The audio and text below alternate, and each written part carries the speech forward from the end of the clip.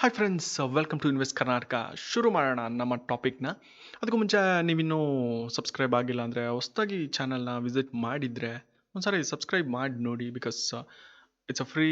And ಇನ್ನೊಂದು ಏನಂದರೆ, ಯಾವಾಗ ಬೇಕಾದರೂ ನಿಮ್ಮ ಮನ್ಸು ಚೇಂಜ್ ಮಾಡ್ಕೊಂಡು ನೀವು ಸಬ್ಸ್ಕ್ರೈಬ್ನ ಅನ್ಸಬ್ಸ್ಕ್ರೈಬ್ ಮಾಡ್ಬೋದಲ್ಲ. ಸೊ ಇದರಲ್ಲಿ ಏನಿಲ್ಲ ಕಳ್ಕೊಳೋವಂಥದ್ದು. ಓಕೆ, ಸ್ಟಾರ್ಟ್ ಮಾಡೋಣ. ಡಿಮ್ಯಾಟ್ ಅಕೌಂಟ್ ಅಂದರೆ ಏನು ಅಂತ ಹೇಳ್ಕೊಡ್ತಾ ಇದ್ದೀವಿ. ಸೊ ಡಿಮ್ಯಾಟ್ ಅಕೌಂಟ್ ಅಂದರೆ ಏನು? ಸುಮಾರು ಜನಕ್ಕೆ ಇದೊಂದು ಟೆನ್ಷನ್ ಇದ್ದೇ ಇರುತ್ತೆ. ಏನಿದು ಡಿಮ್ಯಾಟ್ ಅಕೌಂಟ್ ಅಂತ ಹೇಳ್ತಾರಲ್ಲ, ಏನಿರ್ಬೋದು ಇದು ಅಂತ. So first of all, demat account ಅಂದರೆ ಏನು ಅಂತ ಹೇಳ್ಬಿಡ್ತೀನಿ. ಡಿಮ್ಯಾಟ್ ಅಕೌಂಟ್ ಅಂದರೆ demat account, DEMAT account. Okay, demat account ಅನ್ನೋದು ಒಂದು ಶೇರ್ಗಳು. ಆಗಿನ ಕಾಲದಲ್ಲಿ ಶೇರ್ಗಳು ಒಂದು ಪತ್ರದಲ್ಲಿ ರೂಪದಲ್ಲಿರೋದು ಅಥವಾ ಒಂದು ಶೀಟ್, ಒಂದು ಪೇಪರ್ ರೂಪದಲ್ಲಿರೋದು. ಅದನ್ನು ಎಲೆಕ್ಟ್ರಾನಿಕ್ ಫಾರ್ಮೇಟಲ್ಲಿ ಮಾರ್ಕೆಟಲ್ಲಿ ಯೂಸ್ ಮಾಡೋಕ್ಕೆ ಅಥವಾ ಬೈ ಮಾಡೋಕ್ಕೆ, ಸೆಲ್ ಮಾಡೋಕ್ಕೆ, ಯೂಸ್ ಮಾಡೋಕ್ಕೆ ಅಥವಾ ಸ್ಟೋರ್ ಮಾಡೋಕ್ಕೆ ಯೂಸ್ ಮಾಡುವಂಥ ಒಂದು ಅಕೌಂಟ್. ನಿಮ್ಮ ಹಣನ ಒಂದು ಡಿಜಿಟಲ್ ಫಾರ್ಮೇಟಲ್ಲಿ ಇಡೋಕ್ಕೆ ಯೂಸ್ ಮಾಡುವಂಥದ್ದು ಬ್ಯಾಂಕ್ ಅಕೌಂಟ್ ಆಗಿರುತ್ತೆ. ಸೊ ಅದೇ ಥರ ಡಿಮ್ಯಾಟ್ ಅಕೌಂಟ್ ನಿಮ್ಮ ಶೇರ್ಗಳನ್ನ ಒಂದು ಅಕೌಂಟಲ್ಲಿ ಹೋಲ್ಡ್ ಮಾಡೋಕ್ಕೆ ಇಟ್ಕೊಂಡಿರ್ತಾರೆ. ಇದಕ್ಕೆ ಒಂದು ನಂಬರ್ ಅಂತ ಕೊಡ್ತಾರೆ. ಓಕೆ, ಯುನಿಕ್ ಡಿಮ್ಯಾಟ್ ನಂಬರ್ ಅಂತ ಬರುತ್ತೆ. ಸೊ ಆ ಒಂದು ನಂಬರಿಂದ ನಿಮ್ಮ ಅಕೌಂಟ್ ಅಂತ ಐಡೆಂಟಿಫೈ ಮಾಡ್ತಾರೆ. ಹೇಗೆ ನಿಮ್ಮ ಒಂದು account number normal Canara bank ಆಗಿರ್ಬೋದು, ಸ್ಟೇಟ್ ಬ್ಯಾಂಕ್, ಸಿಂಡಿಕೇಟ್ ಬ್ಯಾಂಕ್ ಯಾವುದಾದ್ರೂ ಇರ್ಬೋದು, ಒಂದು ಅಕೌಂಟ್ ನಂಬರ್ ಅಂತ ಏನಿರುತ್ತೆ ಅದರಿಂದ ಐಡೆಂಟಿಫೈ ಮಾಡ್ತಾರಲ್ಲ, ಅದೇ ಥರ ಐಡೆಂಟಿಫೈ ಮಾಡ್ತಾರೆ. Okay, national and central CDSL ಅಂತ ಬರುತ್ತೆ. ಅದು ಈಗಲೇ ಬೇಡ, ಸುಮ್ಮನೆ ಅದು ಕನ್ಫ್ಯೂಸ್ ಆಗುತ್ತೆ. ನ್ಯಾಷನಲ್ ಒಂದು, ಸೆಂಟ್ರಲ್ ಒಂದು, ಆ ಥರದ್ದು ಬೇರೆ ಬೇರೆ ಇದೆ. ಬಟ್ ಡಿಮ್ಯಾಟ್ ಅಕೌಂಟ್ ಯೂಸ್ ಮಾಡೋದೊಂದು ಬೇಸಿಕ್ ಪರ್ಪಸ್ ಏನಂದರೆ, ಕಳ್ಳರುಗಳು ಸುಮಾರು ಶೇರ್ಗಳನ್ನ ಕದ್ಬಿಡ್ಬೋದು ಅಥವಾ ಎತ್ಕೊಂಡೋಗ್ಬಿಡ್ಬೋದು. ಆಗಿನ ಕಾಲದಲ್ಲಿ ಆಗ್ತಿತ್ತದು. ಶೇರ್ ಎತ್ಕೊಂಡೋಗ್ಬಿಟ್ರೆ ಮುಗಿದೋಯ್ತು, ಅದು ನಿಮ್ಮ ಹತ್ರ ಇಲ್ಲ ಅಂತ. ಬಟ್ ಈಗ ಹಂಗೆ ಆಗಕ್ಕೆ ಚಾನ್ಸೇ ಇಲ್ಲ. ಬಿಕಾಸ್ ನಿಮ್ಮ ಹತ್ರ ಇರುತ್ತೆ. ಇನ್ವೆಸ್ಟರ್ಸ್ ಸೇಫ್ಟಿ ಅನ್ನೋದು ಅಷ್ಟು ಇಂಪಾರ್ಟೆಂಟ್ ಆಗಿರುತ್ತೆ. ಸೊ ಅದಕ್ಕೆ ಈ ಥರ ಒಂದು ಅಕೌಂಟ್ ಮಾಡಿದ್ದಾರೆ. ಹಾಗಾದರೆ ಏನೇನು ಅಕೌಂಟಲ್ಲಿ ಇಡ್ಬೋದು ಅನ್ನೋದಾದರೆ, ಡಿಮ್ಯಾಟ್ ಅಕೌಂಟಲ್ಲಿ ಸುಮಾರು ಫೈನಾನ್ಷಿಯಲ್ ಇನ್ಸ್ಟ್ರೂಮೆಂಟ್ ಅಂತ ಹೇಳ್ತಾರೆ. ಅಂದರೆ ಫೈನಾನ್ಷಿಯಲಿ ನಾವು ಒಂದಷ್ಟು ಟರ್ಮ್ಸ್ಗಳನ್ನ ಯೂಸ್ ಮಾಡಬೇಕು. ಇನ್ಸ್ಟ್ರೂಮೆಂಟ್ ಅಂತ ಹೇಳ್ತೀವಿ. ಮ್ಯೂಸಿಕ್ಗೆ ಇನ್ಸ್ಟ್ರೂಮೆಂಟ್ ಅಂದರೆ ಏನು? ಗಿಟಾರ್ ಆಗಿರುತ್ತೆ ಅಥವಾ ಬೇರೆ ಬೇರೆ ಐಟಮ್ಗಳು, ಸಿತಾರು, ಗಿಟಾರು, ವೀಣೆ, ಕೊಳಲು, ಅದು ಇದು ಎಷ್ಟೊಂದು ಥರ ಬರುತ್ತೆ. ಆ್ಯಂಡ್ ಹಾರ್ಮೋನಿಯಂ ಇರ್ಬೋದು. ಈ ಥರದ್ದೆಲ್ಲ ಮ್ಯೂಸಿಕಲ್ ಇನ್ಸ್ಟ್ರೂಮೆಂಟ್ ಅಂತ ಹೆಂಗೆ ಹೇಳ್ತೀವಿ, ಹಾಗೆ ಹಣಕಾಸಿನ ಇನ್ಸ್ಟ್ರೂಮೆಂಟ್ ಅನ್ನೋದು ಒಂದಷ್ಟು ಇರುತ್ತೆ. ಅದು ಯಾವ್ಯಾವು ಅಂದರೆ, ಶೇರ್ಸ್ ಆಗಿರ್ಬೋದು, ಮ್ಯೂಚುವಲ್ ಫಂಡ್ಸ್ ಆಗಿರ್ಬೋದು, ಗೌರ್ಮೆಂಟ್ ಸೆಕ್ಯೂರಿಟೀಸ್ ಆಗಿರ್ಬೋದು, ಅಥವಾ ಇನ್ನೂ ಬೇರೆ ಬೇರೆ ಎಷ್ಟೊಂದಿದೆ. ಸೊ ಇದನ್ನು ನೀವು ಎಲೆಕ್ಟ್ರಾನಿಕ್ ಫಾರ್ಮೇಟಲ್ಲಿ ಇರೋಕ್ಕೆ ಬೇಕಾಗಿರುವಂಥದ್ದು ಡಿಮ್ಯಾಟ್ ಅಕೌಂಟ್ ಆಗಿರುತ್ತೆ. ಈ ಡಿಮ್ಯಾಟ್ ಅಕೌಂಟ್ ಇಲ್ಲಾಂದರೆ ನೀವು ಟ್ರೇಡ್ ಮಾಡೋಕ್ಕಾಗಲ್ಲ. ಈ ಟ್ರೇಡ್ ಅಂದ್ರೇನು, ಡಿಮ್ಯಾಟ್ ಅಕೌಂಟ್ ಅಂದ್ರೇನು ಅನ್ನೋದೊಂದಷ್ಟು ತಲೆ ಕೆಡಿಸ್ತಾ ಇರುತ್ತೆ. ಸೊ ಇದನ್ನು ನೀವು ತಲೆಯಲ್ಲಿ ಇಟ್ಕೊಬೇಕಾಗಿರುತ್ತೆ. 3 ಕಾನ್ಸೆಪ್ಟ್ ಬರುತ್ತೆ. ಓಕೆ, 3 ಕಾನ್ಸೆಪ್ಟು ಸ್ಟಾಕ್ ಮಾರ್ಕೆಟಲ್ಲಿ ಇರುವಂಥದ್ದು. ಒಂದು ಬ್ಯಾಂಕ್ ಅಕೌಂಟ್, ಎಲ್ಲರಿಗೂ ಗೊತ್ತು, A to Z. ಒಂದು ಚಿಕ್ಕ ಮಗುನ ಕೇಳಿದ್ರೆ ಏನು ಬ್ಯಾಂಕ್ ಅಕೌಂಟ್ ಅಂದರೆ ಹೇಳುತ್ತೆ, ನನ್ನ ಬ್ಯಾಂಕ್ ಅಕೌಂಟ್ ಇದೆ ಇಲ್ಲ ಅಂತ. ಸೊ ಬ್ಯಾಂಕ್ ಅಕೌಂಟ್ ಬಗ್ಗೆ ನಾವು ಹೇಳೋದು ಬೇಕಾಗಿಲ್ಲ. ಆ್ಯಂಡ್ ಡಿಮ್ಯಾಟ್ ಅಕೌಂಟ್ ಈಗ ತಾನೇ ಎಕ್ಸ್ಪ್ಲೇನ್ ಮಾಡಿದ್ದೀನಿ ಏನು demat account. And trading account, ಇನ್ನೊಂದು ವಿಡಿಯೋದಲ್ಲಿ ನಾನು ಟ್ರೇಡಿಂಗ್ ಅಕೌಂಟ್ ಅಂದರೆ ಏನು ಅಂತ ಡೀಟೇಲಾಗಿ ಎಕ್ಸ್ಪ್ಲೇನ್ ಮಾಡ್ತೀನಿ. ಓಕೆ, ಟ್ರೇಡ್ ಮಾಡೋಕ್ಕೆ ಬೇಕಾಗಿರುವಂಥ ಒಂದು ಅಕೌಂಟ್ ಅಷ್ಟೇ, ಅದು ಬೇರೆ ಬೇರೆ ಥರ ಇರುತ್ತೆ.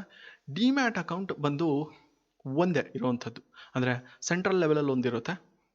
ಓಕೆ, ಅದು ಬಿಟ್ಟು ಯಾರ್ಯಾರೋ ಪ್ರೈವೇಟೈಸೇಷನ್ ಮಾಡೋಕ್ಕಾಗಲ್ಲ. ಈ ಡಿಮ್ಯಾಟ್ ಅಕೌಂಟ್ ಅನ್ನೋದು ಒಂದು ಯಾರೋ ಒಬ್ಬ ಪರ್ಸನ್ ಮೇಂಟೈನ್ ಮಾಡ್ತೀನಿ. ಯಾವ ಪರ್ಸನ್ ಅಂದರೆ ಗೌರ್ಮೆಂಟ್ ಆಗಿರುತ್ತೆ. ಓಕೆ, ಅದಕ್ಕೆ ಇದನ್ನು ನಂಬೋದು. ಡಿಮ್ಯಾಟ್ ಅಕೌಂಟ್ ನೀವು ಟ್ರೇಡ್ ಮಾಡೋಕ್ಕೆ ಯಾವುದಾದ್ರೂ ಒಂದು ಪ್ಲ್ಯಾಟ್ಫಾರ್ಮ್ ಬೇಕಾಗಿರುತ್ತೆ. ಲೈಕ್ zerodha ಆಗಿರ್ಬೋದು ಅಥವಾ ಬೇರೆ ಬೇರೆ upstox, ಈ ಥರದ್ದು ಎಷ್ಟೊಂದಿದೆ. ಆ್ಯಂಡ್ ಡಿಸ್ಕೌಂಟ್ ಬ್ರೋಕರ್ ಅಂತ ಕರೀತಾರೆ, ಫುಲ್ ಬ್ರೋಕರ್ ಅಂತ ಕರೀತಾರೆ ಇನ್ನೊಂದು. ಸೊ ಡಿಸ್ಕೌಂಟ್ ಬ್ರೋಕರ್ ಯೂಶ್ವಲಿ ತುಂಬ ಜನ ಯೂಸ್ ಮಾಡೋವಂಥದ್ದು, ನಾನು ಯೂಸ್ ಮಾಡ್ತಾ ಇರೋವಂಥದ್ದು. ಆ್ಯಂಡ್ ಡಿಸ್ಕೌಂಟ್ ಬ್ರೋಕರ್ ಯೂಸ್ ಮಾಡಿದ್ರೆ ಅಥವಾ ಅದು ಯೂಸ್ ಮಾಡೋದ್ರಿಂದ ಏನೇನಾಗುತ್ತೆ ಅನ್ನೋದು ನಾನು ಆ ವಿಡಿಯೋದಲ್ಲಿ ಹಾಕಿದ್ದೀನಿ, ನೋಡ್ಬೋದು, ನನ್ನ ಚಾನಲಲ್ಲಿದೆ. ಸೊ ಟ್ರೇಡಿಂಗ್ ಬಗ್ಗೆ ನಾನು ಮಾತಾಡ್ತಿರೋವಂಥದ್ದು ಡಿಮ್ಯಾಟ್ ಅಕೌಂಟ್ ಹಾಕಿರೋದ್ರಿಂದ ಇದಿಷ್ಟು ಡಿಮ್ಯಾಟ್ ಅಕೌಂಟ್ನ ಯೂಸಸ್ಸು. ಆ್ಯಂಡ್ ಇನ್ನೊಂದಷ್ಟು ಯೂಸಸ್ನ ನಾವು ಬಿಟ್ಟಿರ್ತೀವಿ. ಯಾವ್ಯಾವು ಆ ಯೂಸಸ್ಗಳು ಅಂದರೆ ಇಷ್ಟೇ. ಸಿಂಪಲಾಗಿ ಈಸಿಯಾಗಿ ಟ್ರಾನ್ಸ್ಫರ್ ಮಾಡ್ಬೋದು ಒಂದು. ಆ್ಯಂಡ್ ಇನ್ನೊಂದು, ಲೋನ್ನ ತೊಗೋಬೋದು ನೀವು ಇರುವಂಥ ಶೇರ್ಗಳ ಮೇಲೆ. ಆ್ಯಂಡ್ ಇನ್ನೊಂದು, ಫ್ರೀಸ್ ಮಾಡ್ಬೋದು ಒಂದಷ್ಟು ದಿನ ನೀವು ಯೂಸ್ ಮಾಡಲ್ಲ ಅಂದರೆ.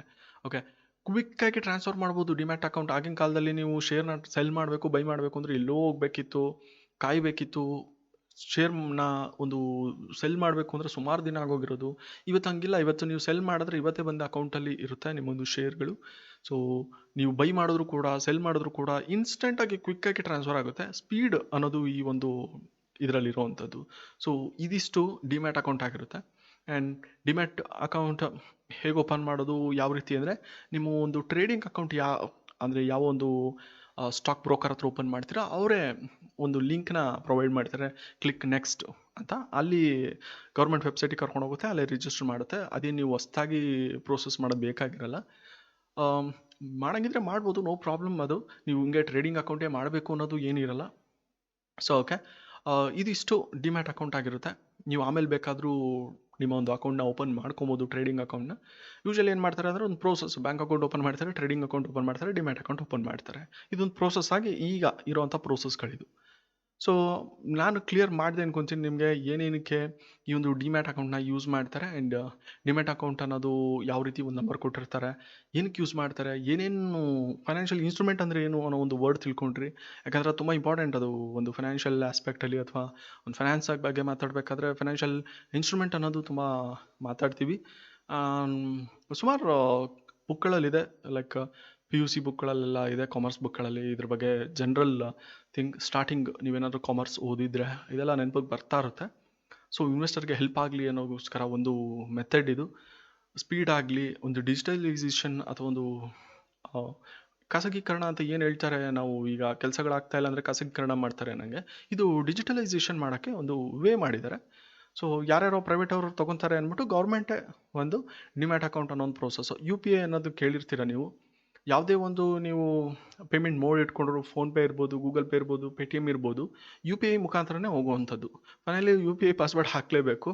ಹಾಗೆ ನೀವು ಒಂದು ಶೇರ್ನ ಟ್ರಾನ್ಸ್ಫರ್ ಮಾಡಬೇಕು ಅಂದರೆ ಡಿಮ್ಯಾಟ್ ಅಕೌಂಟಿಗೆ ಒಂದು ನಿಮಗೆ TPIN ಅಂತ ಕೊಟ್ಟಿರ್ತಾರೆ, ಅದು ನೀವೆಲ್ಲ ಹಾಕಬೇಕಾಗುತ್ತೆ. ಸೊ ಇದೆಲ್ಲ ನಡೀತೆ, OTP ಎಲ್ಲ ಬರುತ್ತೆ. ನೀವು ಹಾಗೆ ಸುಮ್ಮನೆ ಹೆಂಗೆ ಬೇಕೋ ಹಂಗೆ ಟ್ರಾನ್ಸ್ಫರ್ ಮಾಡೋಕ್ಕಾಗಲ್ಲ. ಓಕೆ, ಸೊ ಇದಾಗಿತ್ತು ಇವತ್ತಿನ demat account and it's features ಅನ್ಕೊತೀನಿ.